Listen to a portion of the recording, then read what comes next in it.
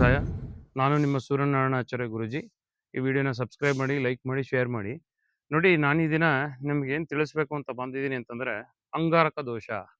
ಅಂಗಾರಕ ದೋಷ ಜಾತಕದಲ್ಲಿ ಎಷ್ಟು ಕೆಟ್ಟದ್ದು ಅಂತಂದರೆ ತುಂಬ ಕೆಟ್ಟದ್ದು. ಸೊ ಯಾವ ರೀತಿ ಅಂಗಾರಕ ದೋಷ ಪರಿಣಾಮ ಏನಾಗುತ್ತೆ, ಅಂಗಾರಕ ದೋಷ ಹೇಗೆ ಬರುತ್ತೆ, ಅಂಗಾರಕ ದೋಷಕ್ಕೆ ಪರಿಹಾರ ಏನು, ಅಂಗಾರಕ ದೋಷಕ್ಕೆ ರೆಮಿಡಿಗಳೇನು, ಅದರಿಂದ ಹಿಂಗೆ ಫ್ಯೂಚರಲ್ಲಿ ಅವಾಯ್ಡ್ ಮಾಡ್ಕೊಳ್ಳೋದು ಹೇಗೆ, ಅದನ್ನು ಯಾವ ರೀತಿ ಚಾನಲೈಸ್ ಮಾಡಬೇಕು ಅಂತೇಳಿ ನಾನು ಈ ದಿನ ನಿಮಗೆ ತಿಳಿಸ್ಕೊಡ್ತೀನಿ. ನೋಡಿ, ಅಂಗಾರಕ ಅಂತಂದರೆ ಕುಜ. ಅಂಗಾರಕ ದೋಷ ಯಾವಾಗ ಬರುತ್ತೆ ಅಂತಂದರೆ, ಕುಜ ಅಂತ ಹೇಳಿದ್ರೆ ಧೈರ್ಯ, ಪರಾಕ್ರಮ, ಸಾಹಸ, ಡಿಸಿಪ್ಲಿನ್.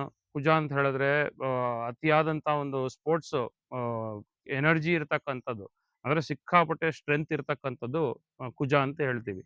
ಸೊ ಕುಜನ ಈಗ ಗುಣಗಳೇನು? ಕುಜ ಮೊದಲೇ ಕೋಪಿಷ್ಟ, ಕುಜ ಮೊದಲೇ ಅಗ್ರೆಸಿವ್ ಬಿಹೇವಿಯರ್, ಕುಜ ಮೊದಲೇ ಏನು ಅಂತಂದ್ರೆ ಒಬ್ಬ ಯುದ್ಧಕ್ಕೆ ಹೋಗೋ ಒಬ್ಬ ಸೈನಿಕ ಅಂತ ಹೇಳ್ತೀವಿ. ಸೊ ಕುಜನ ಪೊಲೀಸ್ ಅಂತ ಹೇಳ್ತೀವಿ.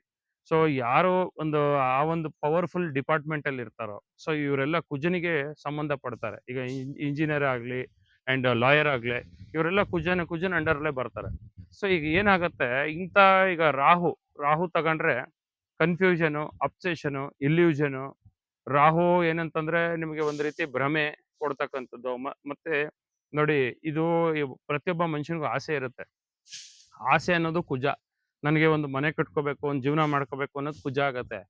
ಸೊ ಅತಿ ಆಸೆ ಅಂತ ಹೇಳಿದ್ರೆ ಎಲ್ಲಾನು ನನಗೆ ಬೇಕು, ಒಂದು 10 ಮನೆ, ಒಂದು 20 ವೆಹಿಕಲ್ಸ್ ತಗೊಳ್ಳೋಣ, ಇನ್ನೊಂದು ಅಷ್ಟು ಮಾಡೋಣ, ಇನ್ನೊಂದು 100 ಕೋಟಿ ಸಂಪಾದನೆ ಮಾಡೋಣ ಅನ್ನೋದು ರಾಹು. ಸೊ ರಾಹುಗೂ ಕುಜನಿಗೂ ಇರ್ತಕ್ಕಂಥ ವ್ಯತ್ಯಾಸ ಇದು. ಇಲ್ಲಿ ಏನಾಗುತ್ತೆ ಅಂದ್ರೆ ಅಬ್ಸೆಷನ್ ಅಂತ ಹೇಳ್ತೀವಿ.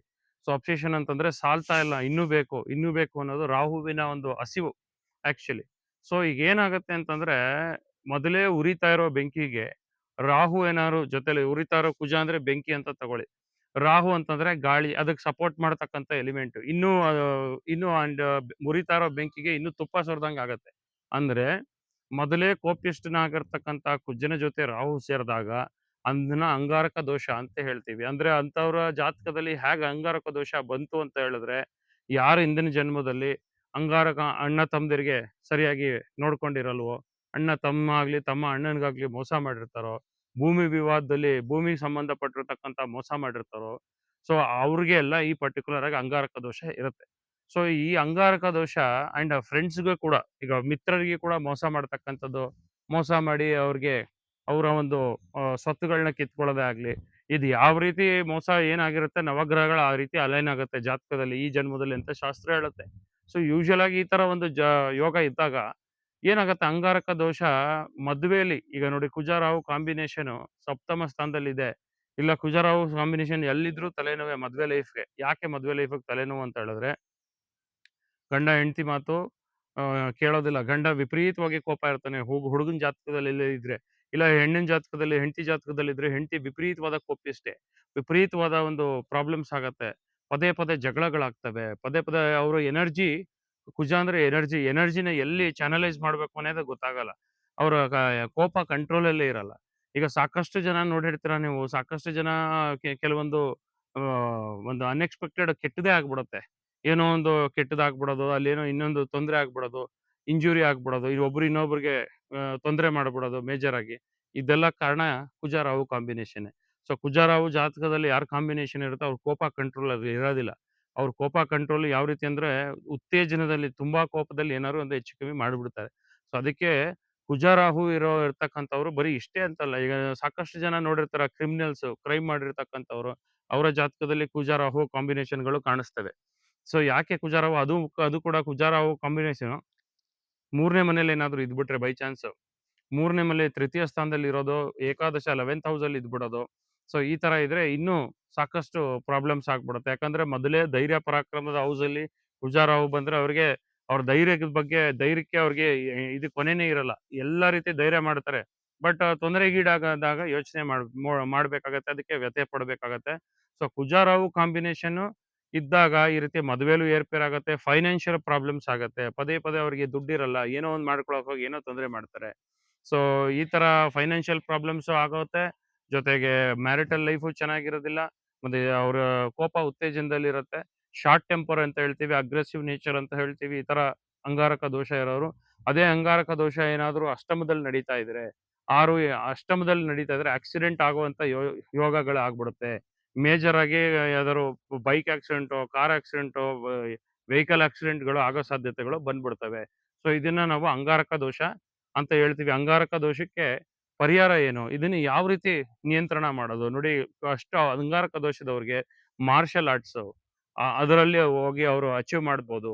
ಸೊ ಯಾವ ಒಂದು ಎನರ್ಜಿ ಇದೆ ಅದನ್ನ ಪಾಸಿಟಿವ್ ವೇಯಲ್ಲಿ ಹಾಕೋತಕ್ಕಂಥದ್ದು. ಅಂಗಾರಕ ಯೋಗ ಇರೋರು ಪೊಲೀಸ್ ಆಫೀಸರ್ ಆಗ್ಬೇಕು. ಅಂಗಾರಕ ಯೋಗ ಇರೋರು ಲಾಯರ್‌ಗಳು. ಅವ್ರ ಎನರ್ಜಿನ ಎಲ್ಲಿ ವಾದ ವಿವಾದಗಳಾಗ್ಲಿ ಅವ್ರು ಅದನ್ನ ಹಾಕಿ ಅವ್ರು ಗೆಲ್ಲುವಂಥದ್ದಾಗುತ್ತೋ ಪಾಸಿಟಿವ್ ವೇಯಲ್ಲಿ ಅದನ್ನ ಚಾನಲೈಸ್ ಮಾಡಿದ್ರೆ ಖಂಡಿತ ಅವ್ರಿಗೆ ಒಳ್ಳೇದಾಗತ್ತೆ.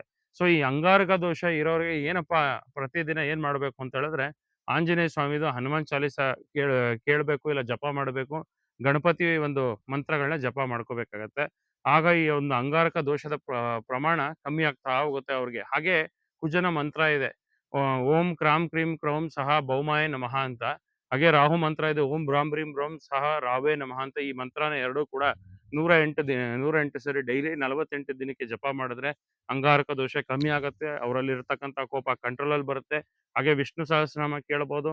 ಹಾಗೆ ಮಹಾಮೃತ್ಯುಂಜಯ ಮಂತ್ರ ಜಪ ಮಾಡ್ತಕ್ಕಂಥದ್ರಿಂದ ಕೂಡ ಈ ಅಂಗಾರಕ ದೋಷ ಅನ್ನೋದು ರಾಹು ಕುಜ ಕಾಂಬಿನೇಷನ್ ನೆಗೆಟಿವ್ ಎನರ್ಜಿ ಕಮ್ಮಿ ಆಗ್ತವೆ. ಶಾಂತಿ ಅನ್ನೋದನ್ನ ಕಲಿಬೇಕು. ಫ್ಲೂಟ್ ಸಾಂಗ್, ಕೃಷ್ಣನ ಕೊಳಲಿನ ಸಾಂಗ್ ಕೇಳ್ಬೋದು. ಅದನ್ನ ಕೇಳೋದ್ರಿಂದ ಅವರ ಒಂದು ಬಾಡಿಯಲ್ಲಿ ಚೇಂಜಸ್ ಆಗತ್ತೆ. ಎಂಥ ಮನುಷ್ಯನಿಗೂ ಕೊಳಲಿನ ಸಾಂಗ್ ಕೇಳಿದ್ರೆ ಕೋಪ, ಕ್ರೋಪ ಮತ್ತೆ ಇದೆಲ್ಲ ಉತ್ತೇಜನ ಮತ್ತೆ ಅವರಲ್ಲಿ ಅಗ್ರೆಷನ್ ಕೆಪಾಸಿಟಿ ಏನಿದೆಯಲ್ಲ ಅದೆಲ್ಲ ಕಮ್ಮಿ ಆಗ್ತಾ ಹೋಗುತ್ತೆ.